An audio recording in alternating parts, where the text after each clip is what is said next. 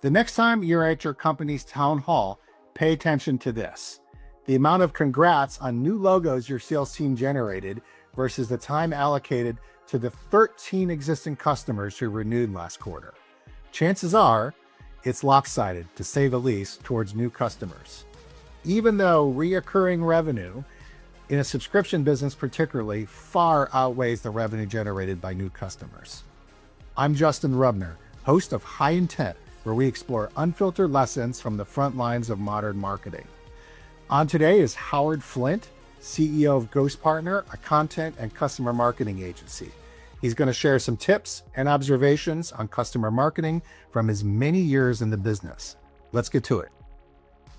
Well, Howard, you are CEO of content agency GhostPartner, and you've been doing that for a little over 18 years now.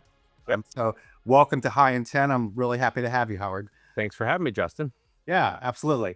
So you kind of got your start in newsletters, and is it safe to say now that the focus of your agency is customer marketing? Yes. Yeah, and all aspects of customer marketing. I mean, the newsletters is still viable. It's not sexy because it never was sexy, but it's still like a kind of a boring but necessary thing you should have in your business. And I don't think we've come full circle, but we've always been doing this. We do other digital services as well, but whenever we talk to a client, if they don't bring it up, we'll say, how are you talking to your current clients? How important is the renewal business and the referral business? Because not just to increase the invoice to the client, but we want to be involved in all aspects of growing their revenue. And so often customers or our clients miss the current person that's paying you an invoice every month, and have you paid respect to them and communicated and kept that relationship going. So if I had to categorize some themes of content marketing for 2026, is it safe to say that AI and personalization are two big themes? Absolutely. Absolutely. And I think one of the things that AI can help with, and not just we're going to hand this off to AI, thank God we don't have to do it anymore, but I think AI is, as it should be, it's there to supplement, to complement what we're doing. And it can certainly help with that personalization. I mean, if you were an e-commerce company and able to go through and say, not just thank Justin for his purchase, but mention that in the next regular newsletter that's personalized to Justin, that says, hey, we understand you, we get you, you matter to us. People like to matter, they like to belong to something. But also there's an opportunity to say, Justin, if you liked this, don't forget we also have this product. Because you're really doing three things. Is you're reminding that we're doing business, you and I are customers, or you're a customer of ours, we're doing business together. But there might be other places you didn't know we had a product for or a service for, that there could be another opportunity to say, oh, I didn't know you guys did that. I'm paying somebody else. I'm not very happy with them. I'd rather pay one invoice, that sort of thing. So I think AI could be used. It could be good at uncovering those situations where you don't have the time to think of all that stuff. What are some AI tools that you're using right now that you like? We're close, little classic ChatGPT. We think that's a great one. As long as you feed it in the right information, there's so many good GPTs, the little connections it has to other programs. If we have to modify a graphic, we just recently worked with a small jeweler in New York, and their photos were frankly fairly bland. It was a nice piece, but it was fairly bland. Being able to come into ChatGPT and enhance that made the newsletter more attractive, because it's not just, a bauble or something like that. Now it's sitting on a satin pillow and the lighting is coming down. That would have cost thousands of dollars in weeks, Right. instead of a photo shoot. And now, as long as it's that person's piece of jewelry, that's her eye. You're not creating it from scratch, you're enhancing it. We're enhancing it, and so we're making sure it's going out. I think that's a great tool. We're starting to get into Lovable as a tool to help us create landing pages or ideate on landing pages. We're very open to AI and really excited about some of the tools they bring forth. How has Lovable helped you be more efficient? Well, we're new to it, but I think one of the things we get asked for. So if we're doing customer marketing, that's important. If there's a campaign or something that requires a landing page, right? That we don't want to send people just to the website and have to find things. We want a dedicated place for them to go. It's quick to go in and maybe create a prompt in ChatGPT, go to Lovable and have it throw that together visually. And we can quickly show that to the client, and they can give us feedback at that point before we've spent too much time, especially if we're pitching the idea of a landing page, which might, be a charge for the client. I don't know. I don't know if we want to spend that money, but then you're able to show them, look what this landing page could look like, Yeah. and AI can produce that quickly for you. I can't tell you how many landing pages I've been a part of for every single campaign. And you really need them. You can't be sending people to a generic page because they're going to bounce. And having a way to produce those pages efficiently, I think is a great use of AI because it's not rocket science creating one of these. You just have to be focused and short. You don't need 10 different modules on a landing page. You only need two or three. Right. But in the way of a human creating it, still took a lot of time. Right. And again, I'm not trying to replace people, but I'm trying to be more efficient. Get this. If the client's interested now, let's get something in front of them so they can make a decision one way or another. Right. We're going to focus a little bit on SaaS, but we could talk about other types of businesses too. But, in the SaaS subscription world, we always hear this stat that between 70 to 80% of revenue comes from reoccurring sales, i.e., existing customers, which is what we're talking about. 80%. Marketing departments are spending 80+% of their budget on new logo generation. Yep. Do you think that this is smart? Well, I mean, it's always smart to be bringing new clients, right? I mean, that has to be, that's whether you're self-funded or you've got VC behind you, everybody wants to know what that looks like and how efficient it is. And again, it's the unsexy part of it is keeping Justin paying his invoice, right? He may be on a 3-year subscription. And so I could say, he's with us. I don't have to talk to Justin anymore. But I think the happier you keep people, the less trouble you have. You also uncover, I think, a lot of problems, especially in the SaaS world.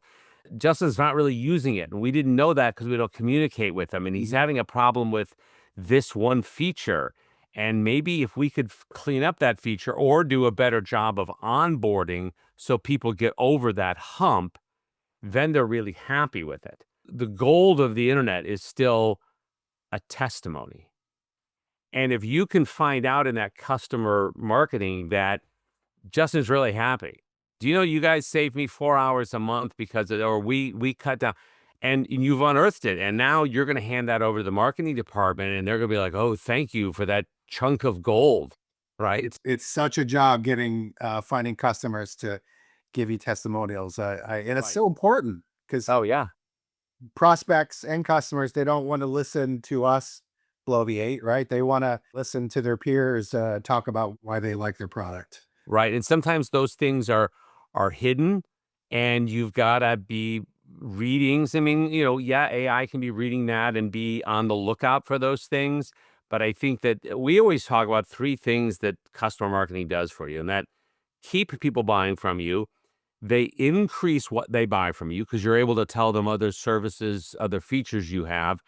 And then the big one, they refer you to other customers. They are your marketing department. They're your evangelicals out there saying, well, that's a great product. I really love that product. I mean, you can't pay for that, right? It's so valuable to have. And you check all 3 of those boxes with customer marketing.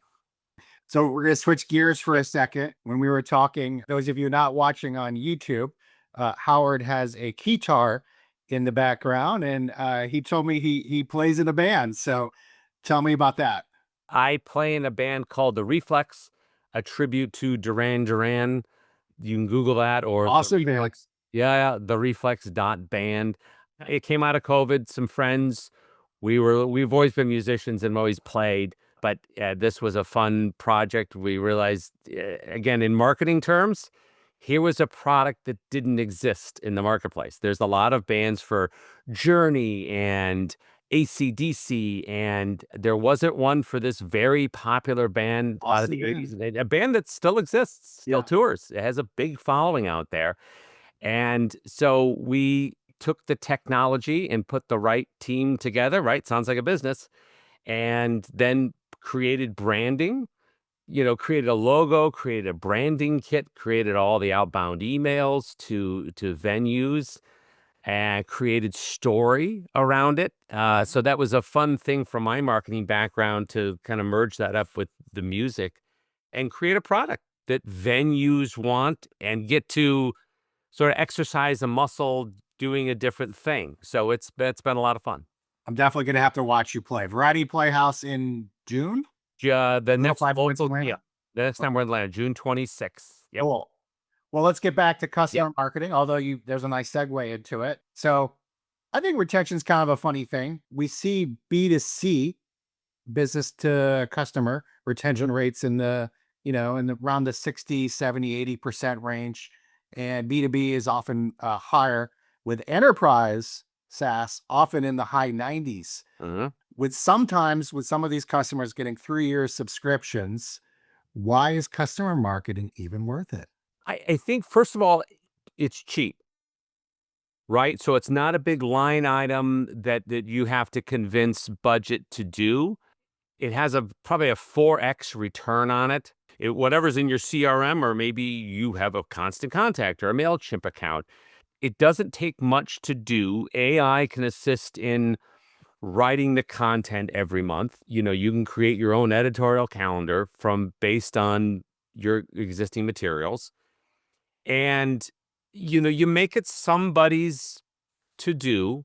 It doesn't have to be a C-level person that's writing it, but making sure that it gets done. And I think that the payoff of keeping people engaged. Sometimes you need to remind people. There's lots of, I think about this every time I hear these ads. It's sort of a B2C product, and I think it's Rocket Money that promotes, let's look at your checking account and look for subscriptions you don't know you're paying for. Right. Right? And that's Mhm. going after I've got 2 Netflix subscriptions or 2 Apple Music or something.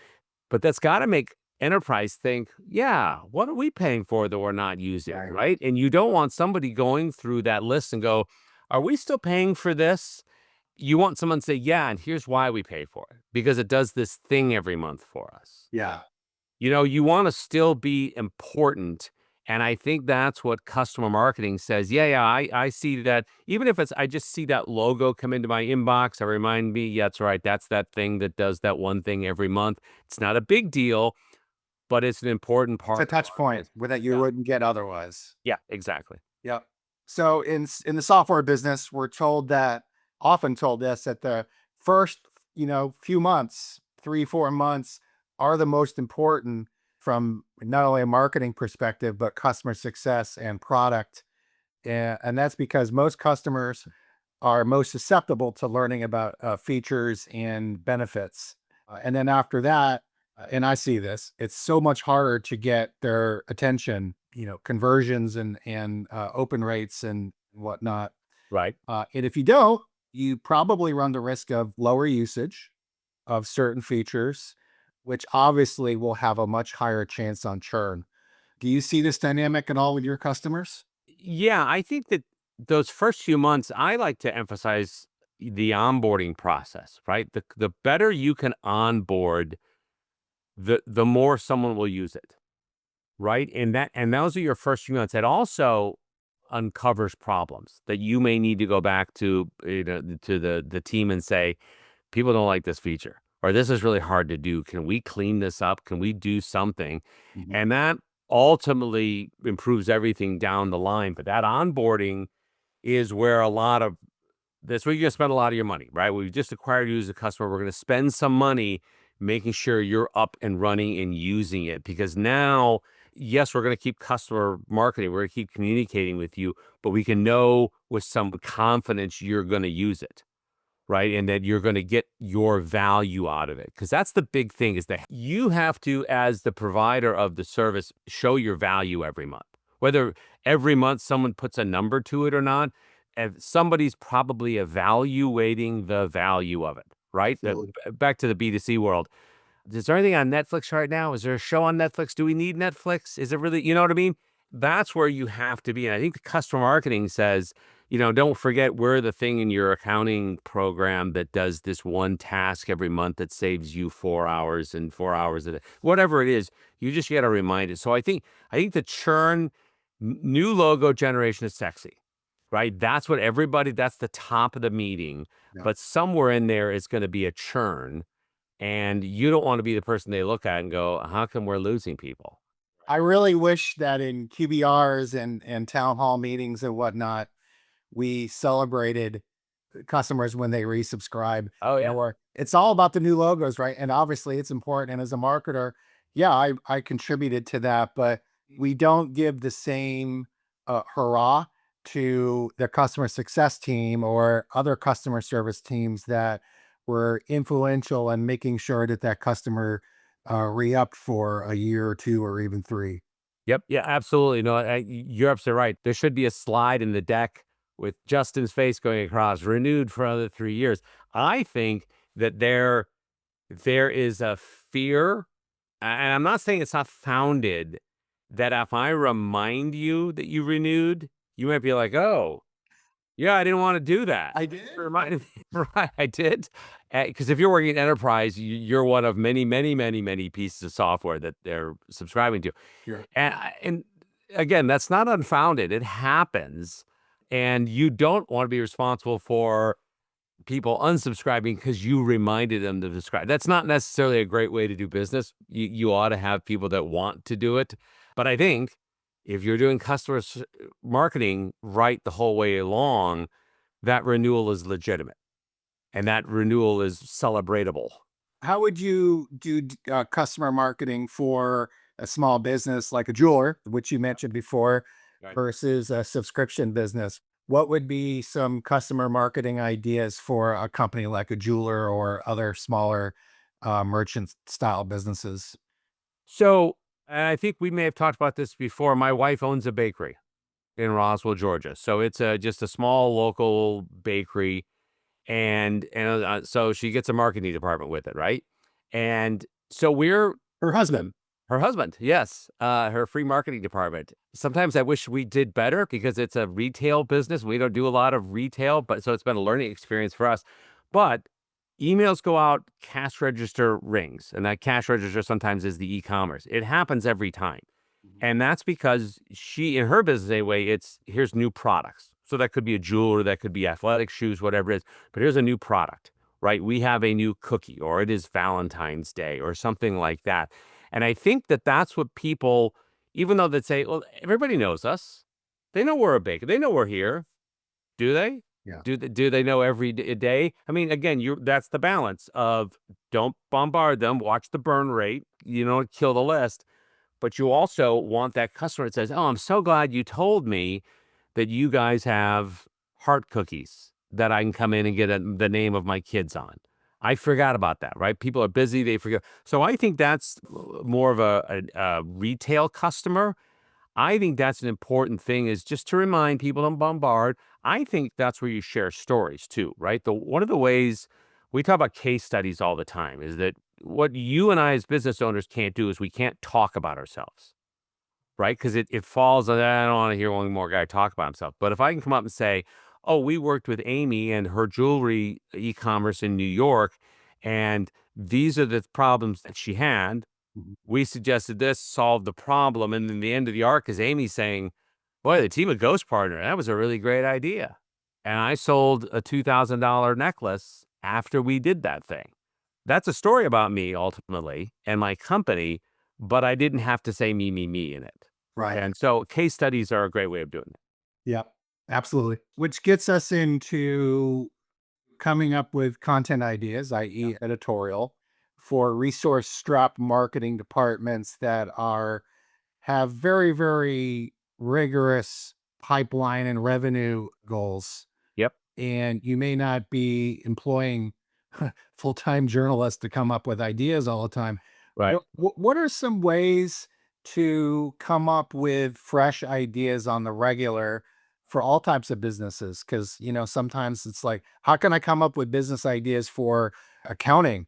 It's not the sexiest thing ever or whatever. Where do you recommend marketers who are resource strapped to come up with their content ideas?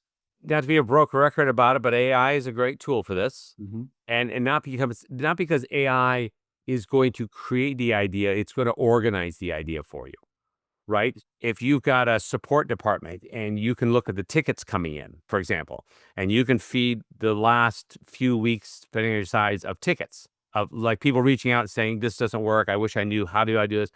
That would might say, here's some idea. This seems to be a common problem. Right. Let's address this. Yeah. It could be the success stories, those stories of people leaving you good reviews and Negative and positive. negative and positive. Yeah, Say, it'll give you ideas to address proactively in your content marketing. absolutely. So there's a lot of those things. And I think that's the nice thing about AI is say, throw me 12 ideas, mix them up between those things, mention, maybe you've got a customer that did renew and is very happy and wants to talk about it.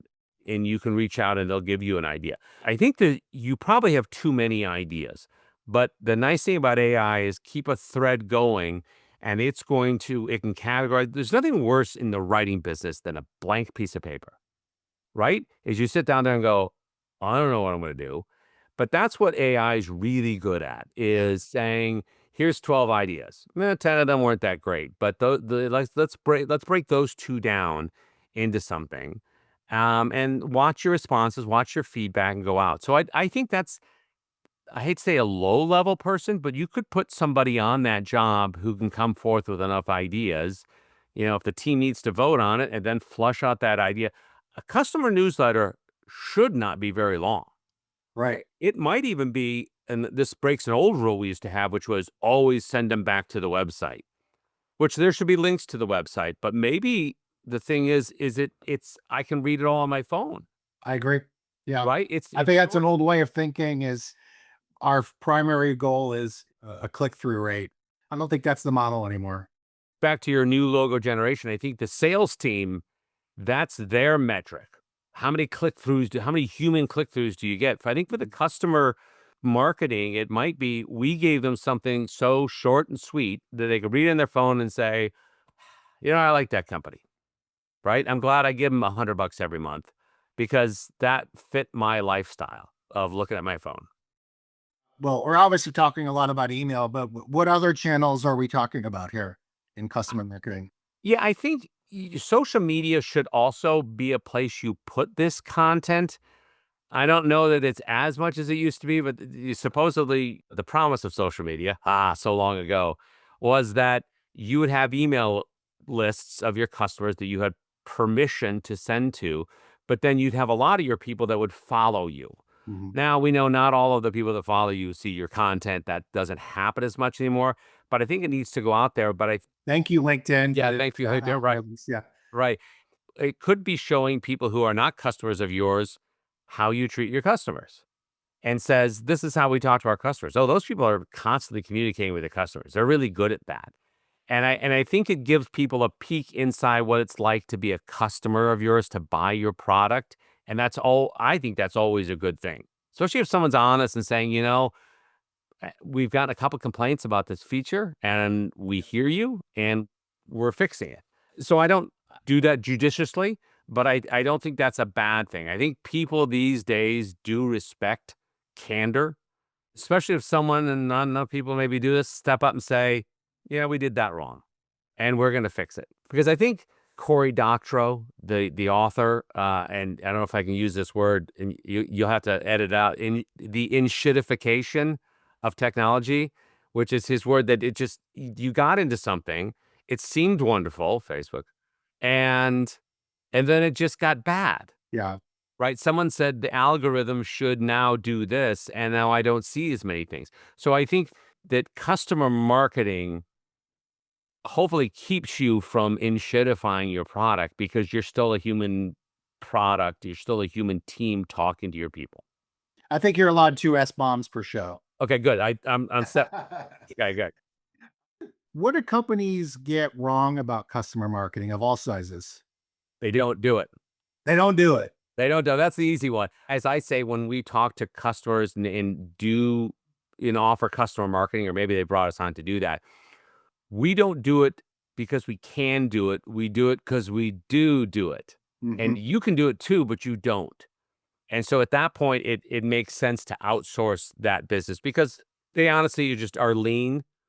And if hopefully they know it's important, but it's worth doing. And frankly, it's an affordable thing, right? It's a thing that's not super expensive. It's not the outbound lead generation that can get very expensive.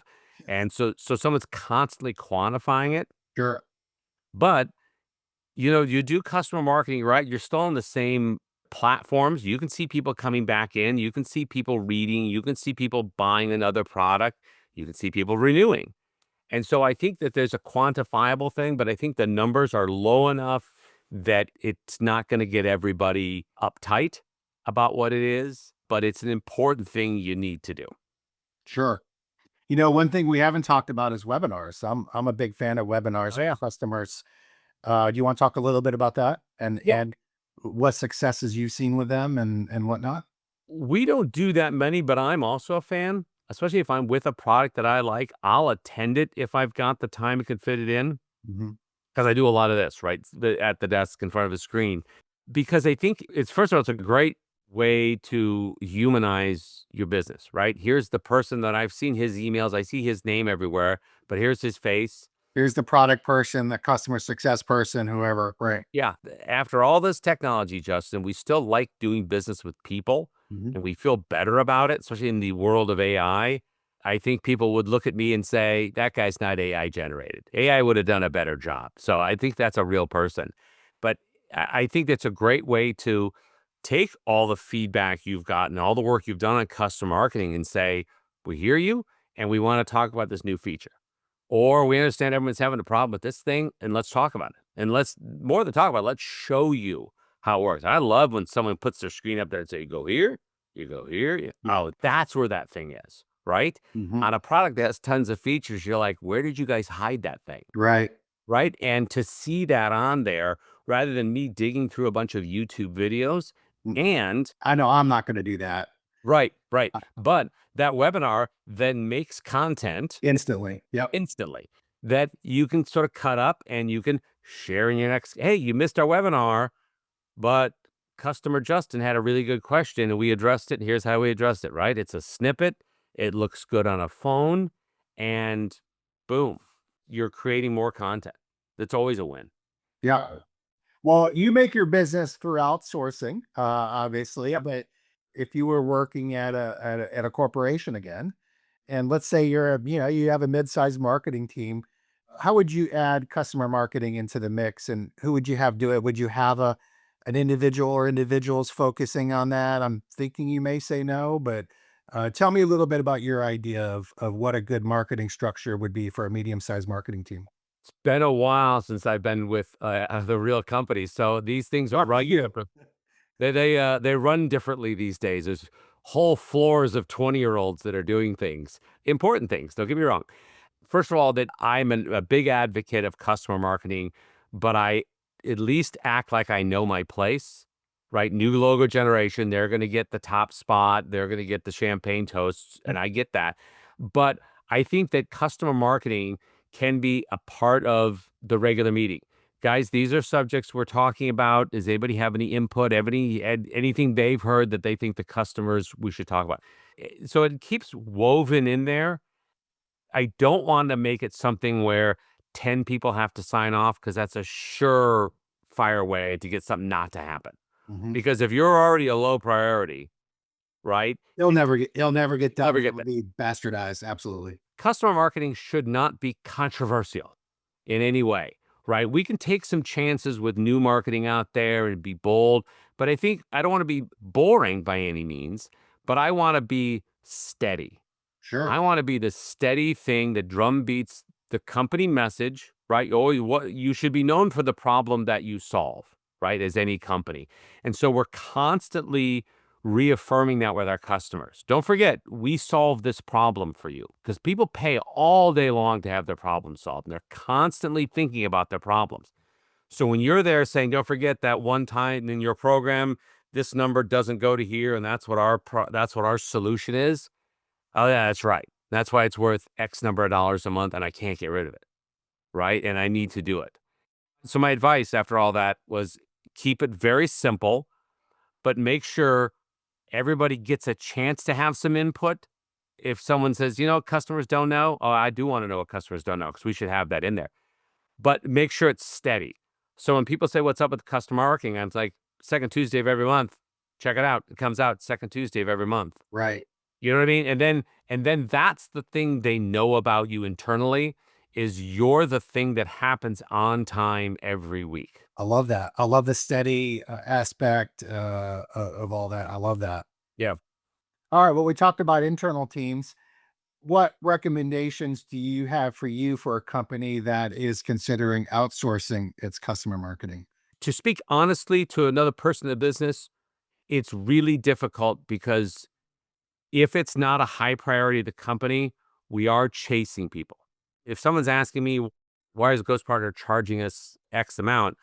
I'll have to say a lot of what we do is chase you, right? It's part of its creation, part of it's the stuff we do, but we're looking for someone in that. If we're the external, the outsourced team, we're trying to get some people to approve things, right? And Yeah. so that is a difficult part of what we do, and that's the dangerous part of what we do, right? Because if you're too much of a pain in the ass too often, they're like, why are we paying for this? Was it that important?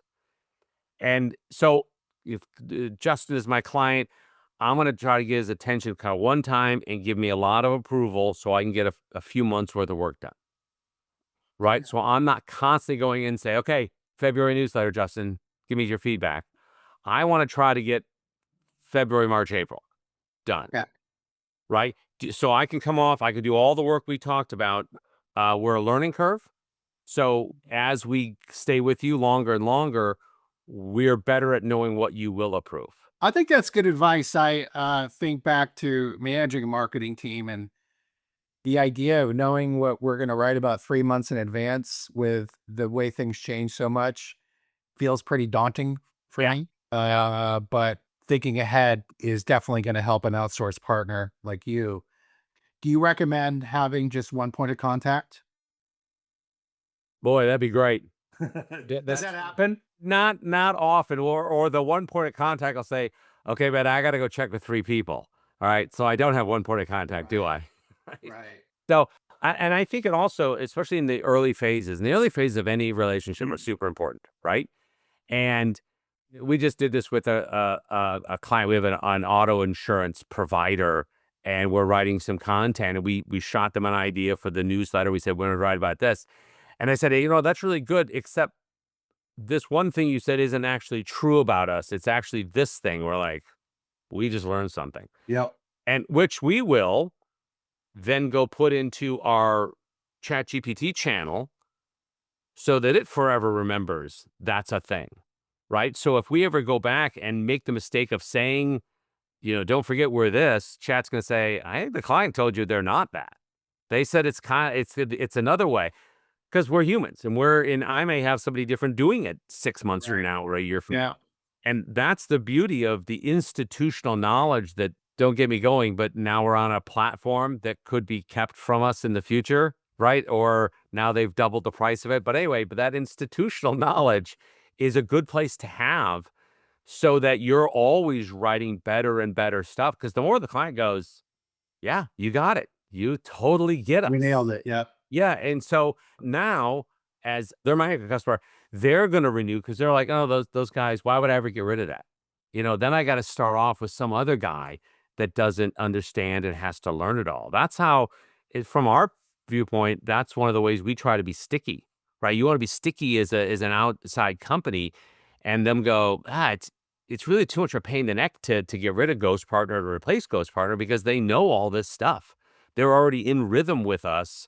Why would we do that? Maybe they can improve some stuff and we'll ask them to do some stuff differently, but we want to stick around. Howard, I'll tell you from experience from the client side, and I know it's got to be frustrating to be looking for direction or approvals, whatever, and it just takes forever and you can't get the right person. I will say from a client side, and I've experimented with different ways, but of getting the right people in on the review process is harder than it appears Yep. because You can easily have someone who is way too in the weeds and analytical, Yeah. looking at your stuff and not looking at it the right way. And you can have other people who are going to be critical of every little thing. And you can't have that. And you need to have the right internal partners with the right knowledge reviewing your stuff. And it's very important. You have to have that collaboration because as marketers, we're not product experts. And hopefully we know the customers very well, and we should, but we don't know the customers as well as a customer service or customer success type. So getting that right approval process, and not even approval, just opinion, right? Yeah. Sometimes like it's tough because you can get a lot of people making things more complicated than it has to be. At the same time, you also run the risk of potentially putting something out that's not contextually accurate. So it's a bit of a challenge, and it takes some experimentation from the client side for sure. And this is the balancing act. Is you don't want to put something that's so bland and boring that people just become, they're like, I'm not going to read that newsletter. Right. It's a crappy newsletter. And you also have to imagine, again, depending on the size of the client, you may be working with sort of the mid-level team putting stuff out, but then C-level people are seeing their own emails and go, why did we say that? Yeah. Who approved that? Right. Right.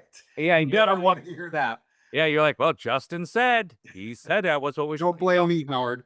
Right. I never want to mix up simple and easy. Right. Right. A customer marketing should be simple, right? We can show you the things but it's not easy. It still has to be done every time. Somebody has to do it. Somebody has to sign off, and people hate to risk. The more risk we can mitigate for the client to say, this is a good newsletter to put out, this is a good piece of information to put out, that makes everybody more comfortable. And the more comfortable they are, the more apt they are to repeat it and renew your contract as well. Absolutely. All right. Well, let's end this with your with a good parting tip. Parting tip, customer marketing. That's obvious. I've been around for a while, and I still like to stay up on the new stuff. I don't want to get too distracted with, because there's so much new stuff, right? There's a new AI blank company every week. But I do think that it's good when technology is democratized and gets handed to people. I think clever things can happen. And so I think it's good to stay on top of these things. Again, I'm not big on replacing people. Everybody thought, right, our business, as soon as AI came across, oh, you content marketers are gone now, right? This is it. And I'm like, I don't know, that really made us more efficient. We're able to do better work for our clients now. We're able to scale things we couldn't scale before. So bring it on. I mean, we'll take the AI tools. They got to be good. We have to always be checking the work. Sure. So I think the tip is stay up on your technology, but also still be good at talking to human beings, and make sure if you have the luxury of going to conferences, go to conferences, be a person that they see and know, and get on enough Zoom calls and stay connected to people. I think that's never going to go out, but I think increasingly that's a more valuable commodity, is the person who can show up and shake a hand and talk knowledgeably, and like you, Justin, as somebody that is good to know and can speak knowledgeably of something, and is, it's a benefit to know you. Well, you too, Howard, and I love that tip, by the way. Yeah. And thanks so much for being on High Intent. And people can find your website at GhostPartner.com. GhostPartner.com. We're always there. All right, cool. Well, thanks again for being on. Yep. Thank you very much. All right.